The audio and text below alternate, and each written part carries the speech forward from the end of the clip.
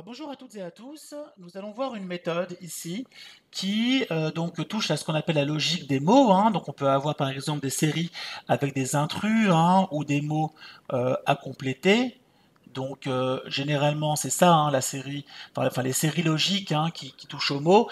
En général, on vous demande de travailler sur des intrus ou des séries avec des mots à compléter en fait, hein. Donc on vous donne par exemple une liste de 5 mots et vous devez le compléter par le mot qui est le plus logique, hein, donc celui qui complète le mieux la série.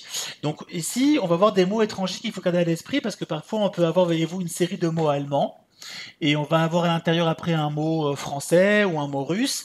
Et donc, bah forcément, si vous n'avez que des mots allemands et après il y a un mot russe dans la liste, et ben forcément, vous direz que l'intrus, c'est le mot russe ou le mot français, enfin, peu importe.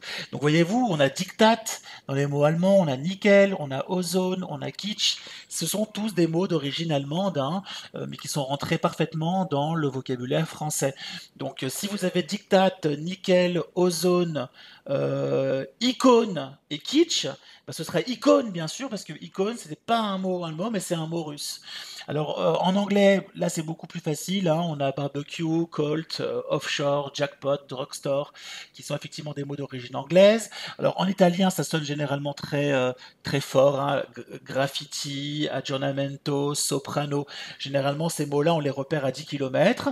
En arabe, on a des mots par exemple comme Medina, bled, merguez, kéfier.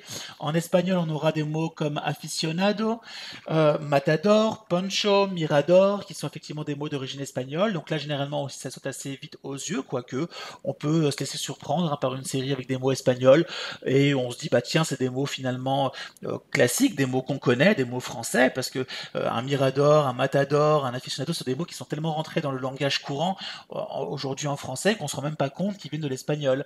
Et enfin, avec le russe, alors le russe c'est plus délicat, hein, attention, on a la datcha, on a, alors ça on connaît, la douma, oura, alors oura, attention, hein, c'est un mot d'origine russe, icône, attention, c'est un mot d'origine russe, kopek, nomenclatura.